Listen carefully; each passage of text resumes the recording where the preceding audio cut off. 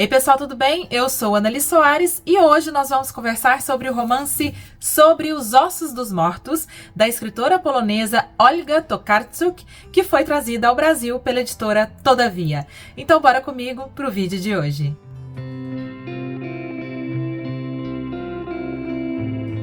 Bem, pessoal, então vamos lá conversar sobre este romance maravilhoso, incrível. Já começa esse vídeo, sim, dizendo sobre o meu encantamento, sobre a minha admiração por não só este livro, esta obra, mas também por esta autora. Já li o ano passado um dos livros delas de não ficção sobre escrita. Foi um dos melhores livros que eu li o ano passado e continua sendo, assim, um livro que reverbera muito em mim, penso muito nele. É um livro que eu recomendo muito a todo mundo que ama literatura. E este romance, pra mim, eu até afirmei no meu Instagram, depois de tê-lo lido, assim, no mesmo momento, que eu considero que ele entrou pros prediletos da vida. Foi um livro que me atravessou muito, foi um livro que me agradou, assim, de narrativa mesmo, demais.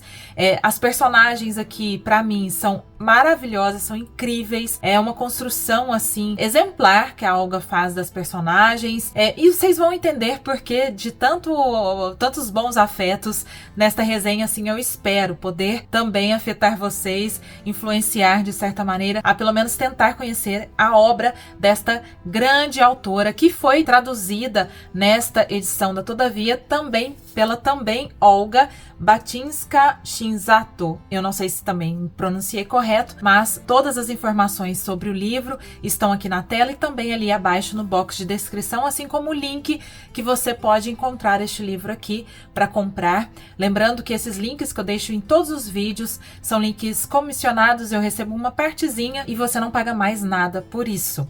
Bom, então para começar esta resenha, eu vou falar rapidamente, muito brevemente, sobre a autora. Esta autora, a Olga Tokarczuk, ela é vencedora do Prêmio Nobel de Literatura de 2018, embora ela tenha recebido em 2019, que foi o ano que teve uma confusão no Nobel, não sei se vocês se lembram, né, de um vencedor que foi acusado por várias mulheres de assédio, etc. E aí a Olga ganhou no ano seguinte, né, este prêmio. Mas ela com certeza tem, assim, todos os requisitos para vencer, para ser tão homenageada, porque de fato o trabalho dela é muito diferente, o trabalho dela toca em muitas questões de nosso tempo e feito de uma maneira que não soa panfletária, de uma maneira que não soa superficial, embora eu tenha visto que algumas pessoas que leram sobre os Ossos dos Mortos considerem que ele tem muitos temas diferentes, que ela não aborda todos com profundidade,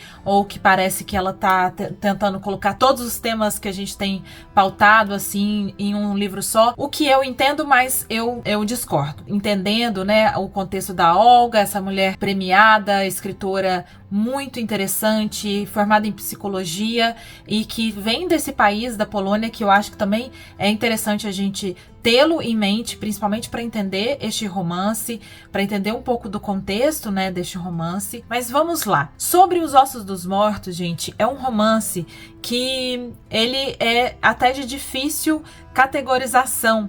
Algumas pessoas costumam dizer que ele é um thriller ecológico, que é um subgênero do thriller, que passa por essa ideia do romance policial, que é a você tentar ir descobrindo aos poucos culpados e vítimas e detalhes de crimes que acontecem durante este romance. Também é considerado, pode ser considerado um romance filosófico, porque sim, a nossa protagonista propõe algumas reflexões em torno de temas, em torno de vivências, em torno de uma cultura, né, uma sociedade. É também um romance um tanto psicológico, existencial, né, e aí nesse sentido é um pouco desse filosófico que eu falei. Também, de certa maneira, tem suas particularidades, peculiaridades. Ele tem alguns elementos que a gente pode entender vindos assim de um fabulismo, os animais sendo parte integrante, protagonistas de certa maneira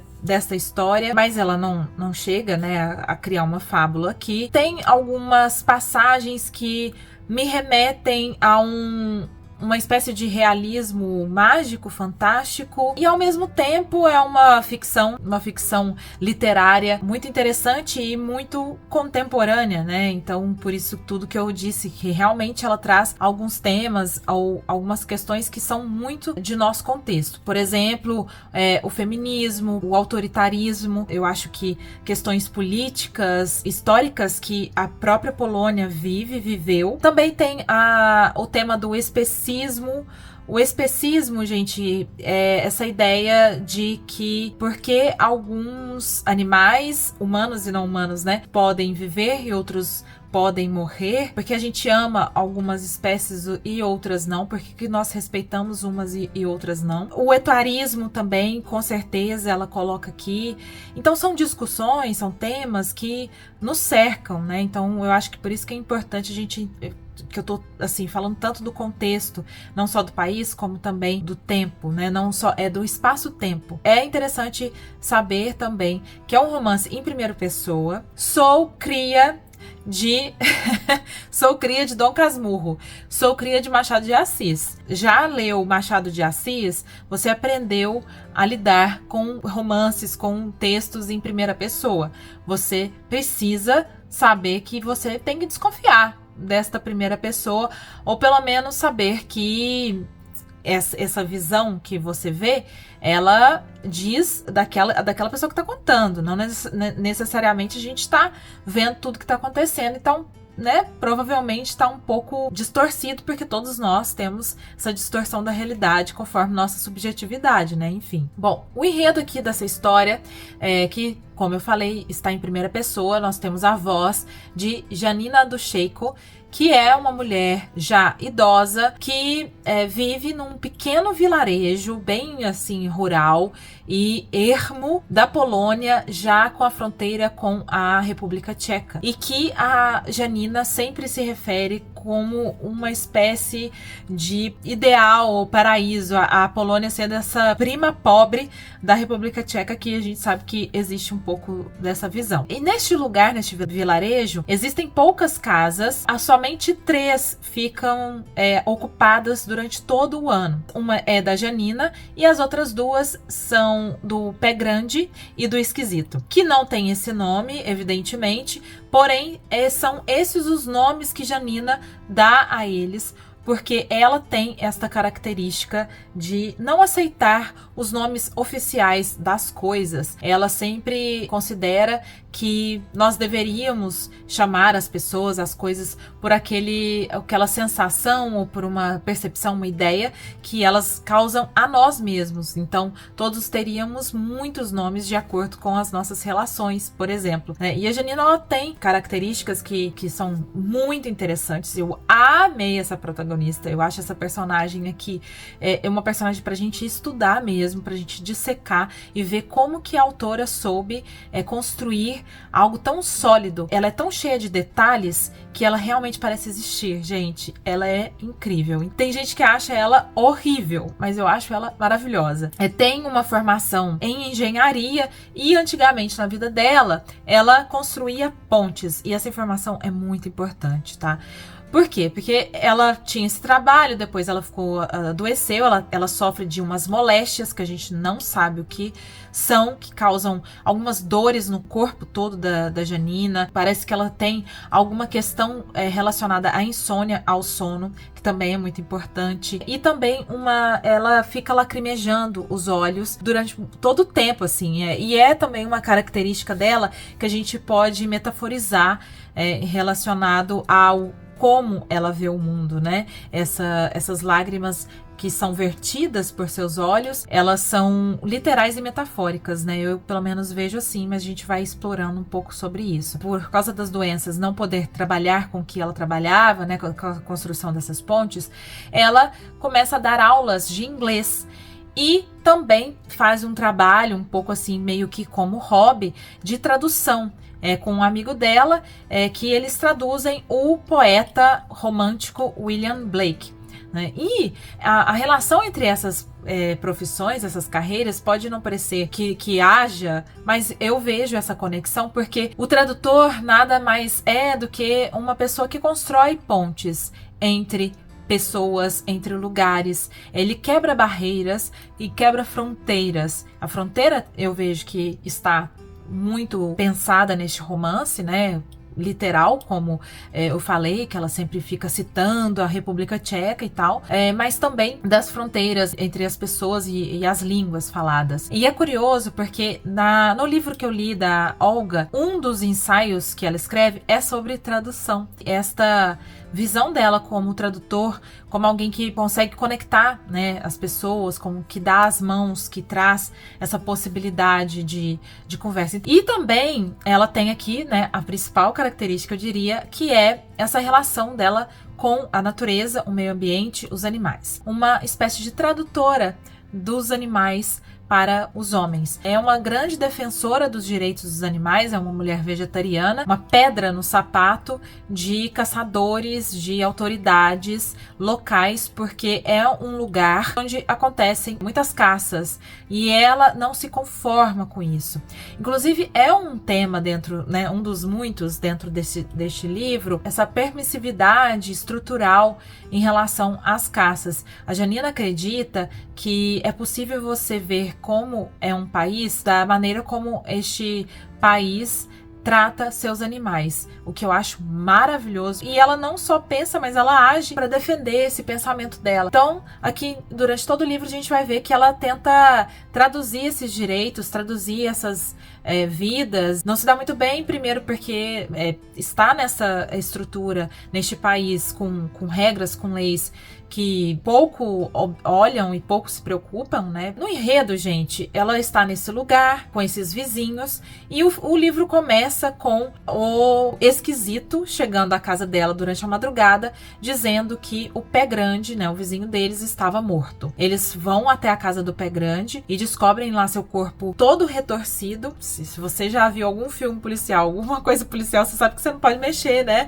na cena do crime, mas tudo bem. Manipulam o corpo, vestem o Pé Grande para que as pessoas de fora, para a polícia, as pessoas outras que são mais desconhecidas não vejam ele naquela situação degradante. Enquanto, né, eles estão ali mexendo no cenário dessa morte, ela encontra uma foto que não, a princípio não nos é revelada assim, o que tem ali. Ela guarda isso e ela nos revela que ela não gostava do Pé Grande, que o Pé Grande era um dos caçadores locais e ela tem um ressentimento enorme em relação aos caçadores. Inclusive, uma questão do livro que eu acho muito bacana é como a Olga retrata a participação até da religião e da Igreja Católica especificamente, porque a gente sabe que a Polônia é um país extremamente católico, inclusive terra do Papa João Paulo II, e ela faz referência a isso, né, de como que, por exemplo, o padre lá da igreja, ele é um dos caçadores e como a igreja faz homenagem aos caçadores. E aí, gente, depois da morte do Pé Grande, só pra resumir, acontecem vários outros assassinatos nessa mesma região, todas relacionadas à caça. E aí a Janina vai traçar essa teoria, que é a teoria de que os animais estão matando as pessoas como uma espécie de vingança. Mas aí a gente vê a polícia investigando essas mortes, a Janina todo o tempo com seu ativismo, né? Ela escreve à polícia, ela escreve às autoridades locais sobre essa desconfiança, né? Essa teoria dela de que os animais estão se vingando. Porque, por exemplo, o Pé Grande, quando eles entram lá na casa e mexem no corpo dele, depois a polícia também confirma isso, ele morreu engasgado com um osso de uma corça que ele havia caçado naqueles dias. E a Janina, ela sabe que ele havia caçado naqueles dias porque ela vai atrás desses caçadores, ela faz um embate com eles, ela sempre tenta, impedir que eles caçem ali, né, na região. É interessante, gente, notar que, assim, este é um livro de thriller ecológico e, portanto, pelo que eu estava lendo sobre, o thriller ecológico, ele subverte um pouco essa característica do thriller comum, que é de quem cometeu o crime.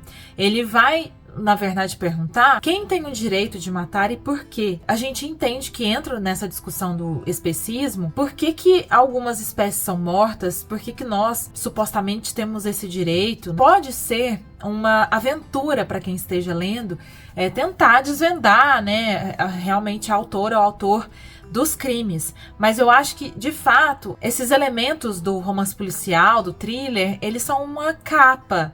É como se fosse a última camada de uma cebola, porque eu vejo esse romance com muito mais profundidade e outros questionamentos, outras reflexões que acabam sendo o seu diferencial, acabam sendo a sua real motivação. No final eu vou discutir um pouco mais sobre isso, mas já com spoilers, mas só para vocês entenderem que esse é o elemento que nos leva adiante, nos deixa hipnotizados, porque é muito, muito, né, instigante você querer saber o que está acontecendo, qual vai ser o próximo morto, quem está envolvido e como a polícia vai investigar isso. Então a gente fica muito, muito intrigado e esse é o fluxo que nos leva adiante no romance, mas há algumas paradas, né, obrigatórias ou não, mas a gente faz algumas reflexões, a gente para em algumas filosofias, né, e algumas características psicológicas que nos aprofundam, né, nessa leitura. Só para finalizar o enredo, a gente acompanha a Janina e os amigos durante as investigações,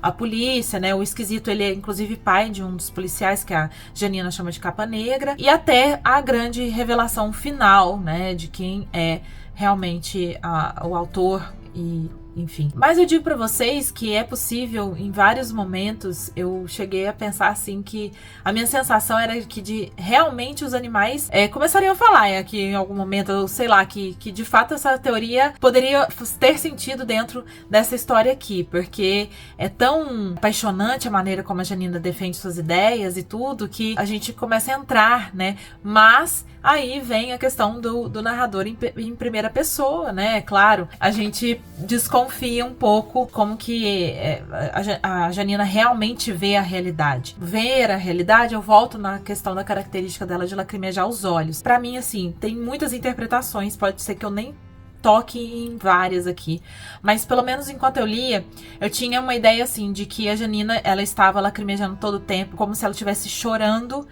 diante essa realidade em que ela vive. Um país duro, um país com uma história, né, sangrenta. Ela pisa sobre os ossos dos mortos. Ela chora porque já é uma mulher mais velha, cheia de dores, que não é respeitada, que é vista como louca, velha, pirada pela sociedade, ela não tem voz, ela chora diante, né, essas mortes dos animais, não só pela morte do mundo, né, pelas coisas, mas também como talvez se ela tivesse vendo além do que a gente vê, com essa capacidade de ver mais limpidamente, mais claramente a realidade. E eu até cheguei a brisar um pouco, a pensar assim, algumas referências mitológicas, né? E os olhos aparecem muito na mitologia, mas que, por exemplo, personagens que perdem a visão ou que tem essa coisa dos olhos, tipo Édipo, Tirésia, sei lá, né? Mas que acabam sendo pessoas clarividentes, assim, pessoas que veem muito da realidade, entendem melhor a realidade, ou veem mais as pessoas e o que acontece, mesmo estando, né, com essa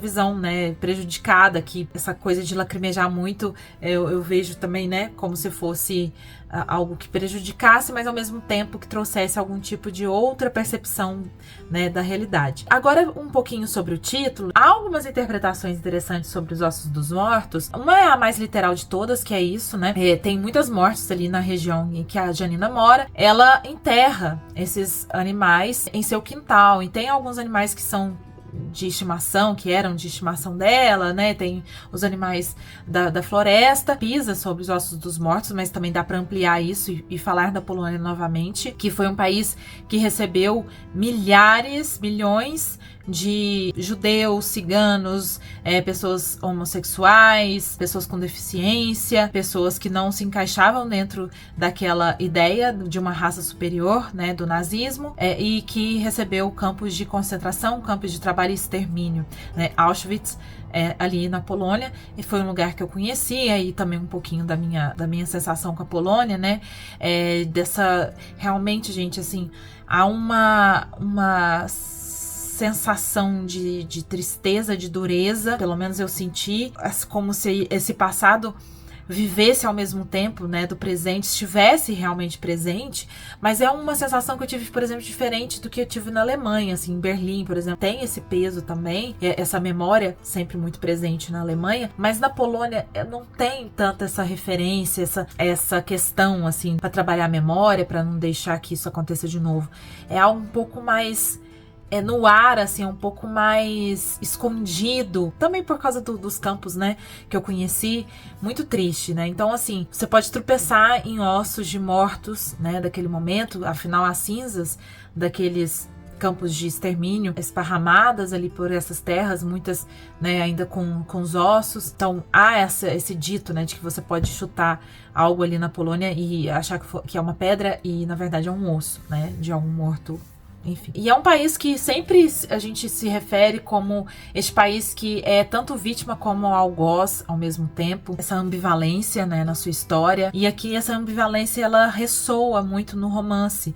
Ressoa extremamente nessa personagem protagonista, narradora aqui, na Janina. A Janina é uma mulher que está narrando uma história de mortes, portanto é sobre, né, acerca de, se refere a os ossos dos mortos nesta história. A morte é um grande tema, né? Então tem essa referência sempre aqui. Outra característica dela que eu esqueci de falar, que é extremamente importante, que é a fascinação dela por mapas. Mapas da astrologia e mapas meteorológicos, né? A Janina, ela tem uma perspectiva, né, um olhar muito panteísta de mundo, né? Então tudo é uma coisa só, estamos todos conectados, todos os seres têm a sua importância, todos os seres devem ser respeitados. Traz da astrologia, da conexão, né, e do alinhamento do céu. Então ela traz, né, esse retrato do céu. Então mais uma tradução que ela faz na vida, né, é a tradução do céu e do que isso quer dizer e como isso nos afeta e como isso diz sobre as pessoas. Ela, em algum momento, ela diz que ela não é uma boa astróloga. Há uma falha no meu caráter, que obscurece a imagem do posicionamento dos planetas. Olho para eles através do meu medo e, apesar da aparência alegre que as pessoas ingênua e simploriamente me atribuem, vejo tudo como num escuro espelho, como se através de um vidro fumê. Então, ela é muito humorada, tem uma leveza, eu acho que essa leveza, inclusive, ressoa e está presente na narrativa, tão gostosa, tão leve, tão fluida, uma narrativa extremamente fluida. A gente vai, assim, com a Janina, ela me levaria em qualquer lugar do mundo, porque estou com ela pra tudo, amo. Ela é uma personagem extremamente difícil, assim, né, tipo, ela pode ser intragável para algumas pessoas, ou para esse olhar da sociedade, né, mas para mim ela é maravilhosa. E tem uma escuridão na Janina, tem uma revolta, tem uma melancolia, e tem, enfim, muitas coisas dentro dela, mas que estão um pouco disfarçadas nesse bom humor. Ela tem um momento que ela fala, ele deve achar que eu sou uma senhorinha, mas depois que ela começa a reclamar os direitos, a combater nessas autoridades, ela é velha louca, velha maluca, e enfim, não nos enganemos com esta capa, né, de alegria, de leveza, ou sei lá, né, é que eu acho que essa coisa da astrologia até traz para a personalidade dela, mas no fundo é isso, ela vê as coisas através do medo dela, como se estivesse tudo num escuro espelho. Tá vendo? Esses pequenos detalhes que na primeira pessoa aparecem, caracterização, esse relatozinho, esse comentário que parece meio inocente na narrativa, vai entregando quem é realmente a Janina. Eu tô muito triste, porque tinha muita coisa pra eu falar ainda, mas assim, vamos entrar para o encerramento da história ali, do mistério todo. Se você não leu, não quer ter spoiler, fique por aqui, depois volte e veja o final do vídeo. Então vamos lá. Gente, sobre a questão dos assassinatos, né, e do final do livro, que é a revelação, para mim, esteve sempre claro que a Janina era a assassina. dessas pessoas. Fui vendo essas coisinhas que ela ia falando, essa versão dela completa pela caça e pelos caçadores, essa revolta, falta de voz que ela tem como mulher, como sujeito, como cidadã, tentando apelar a essa teoria, né, dos animais, trazendo outras vozes também muito ignoradas, né? Para mim foi fazendo sentido que, de alguma maneira, ela fosse se vingar. Afinal de contas, um dia da caça, um dia do caçador. Para mim foi fazendo sentido que ela, de alguma maneira, fosse essa justiceira. Tem alguns momentos que a gente não sabe se a Janina tá... Se é um delírio ou se é o sonho. Ela tem algumas visões de espíritos em sonhos. Ela vê a mãe dela, a avó em um momento. Ela vê as cachorras dela que já estão mortas. Ela sempre se refere às cachorras dela, às meninas, que as meninas estavam em casa, e a gente fica, que meninas são essas, né? Eu, pelo menos, notei isso. Eu falei, gente, que meninas são essas que ela fica falando toda hora? E depois a gente vê que são cachorras que foram mortas por este grupo de caçadores que ela vai matar. Ao mesmo tempo que ela tem essa teoria de que os animais estão matando, que parece também muito delirante, ou parece assim, né? Que em algum momento pode até ser real, mas dentro dessa realidade do livro, né, de um certo surrealismo, de, sei lá, uma coisa meio fantástica, a gente vê que, no final, principalmente, que a Janina, ela sabe o que ela fez. Ela fala que ela matou o padre, matou, né, o diretor, não sei das quantas, enfim, as pessoas que estavam envolvidas com a caça e especificamente com a caça, com a morte das cachorras dela. Mas, ao mesmo tempo, me parece que a Janina, ela não é só uma mentirosa, uma duas caras e sei lá, uma psicopata. Não. Ela de fato acredita nessa ideia de que ela é a voz dos animais, que ela foi como um instrumento para que a vontade dos animais ali, né, da floresta, dos mortos e daqueles que ainda vivem, de que ela matasse. E tem uma fala aqui no livro que me chamou a atenção, é que a Janina, ela não gosta do nome dela, né, ela não gosta desse nome, ela também não gosta dos nomes oficiais, né, como um todo. E ela diz que se ela não se chamasse Janina, ela poderia se chamar... E ela vai enumerando alguns nomes. Entre esses nomes está Medeia. Na hora que ela falou isso, me chamou muito a atenção. Porque ela põe outros nomes que são de entidades ou pessoas históricas, inclusive, né? Assassinas. E a Medeia é uma delas. Mas a Medeia, pra mim, chama muito mais atenção, porque a Medeia não é só que ela é a mulher que mata os filhos para se vingar do Jazão, o marido dela. Tem uma motivação de vingança, é motivada por esta ira em relação ao Jazão. E a Janina fala muito da ira, uma emoção muito importante para ela, uma emoção que traz potência. Então, quando ela diz que ela poderia se chamar Medeia, para mim me parece muito já, assim, se não uma revelação, já uma dica pra gente de que ela poderia ser, sim, essa autora dos crimes, né? Mas eu acho que o principal fator é essa visão que ela nos traz de acreditar mesmo que não existe essa diferenciação entre espécies e que, portanto, se uns matam os outros podem matar uns, sabe? Fora isso, eu realmente não entendo esse livro aqui tendo esse foco de ser um thriller, de dar um plot twist. Eu não vejo realmente como uma aspiração da autora ou como uma maior motivação da escrita, mas como se fosse a água fluida que nos leva a chegar ao final, essa coisa curiosa, misteriosa. Como a Janina vai se revelando, né, dentro daquilo que ela vê, como ela vê as coisas, como ela narra as coisas, é o que importa, sabe, pra mim. Esse mapa, esse alinhamento que ela vai nos entregando, né, essas referências que ela traz. Eu nem falei, né, que o título é uma referência a um poema, por exemplo, do William Blake, que é, né, o poeta que ela traduz. E ele tem um poema também chamado The Marriage of Heaven and Hell, em que ele vê, o eu lírico, né, vê anjos, seres, né, de outros planos. E a Janina também tem isso. É como ela vê as coisas, como ela acredita nas coisas. É muito instigante, é muito o que a Olga faz. Eu acho que ela é muito bem sucedida, embora, como eu falei, que algumas pessoas critiquem o fato de ter muitos temas. Eu não vejo a autora buscando dar respostas ou tentando defender. Por isso que não pode ser um livro entendido como panfletário. Dentro dessa vivência e dessa narrativa em primeira pessoa, que também, portanto, não é completa. Esse trabalho mais de perguntar do que de tentar responder da autora. E aí tem uma frase muito bacana, né, para finalizar. A Janina se refere a uma das vizinhas de quem ela cuida da casa, que é uma escritora, e ela fala que pessoas que dominam a escrita costumam ser perigosas.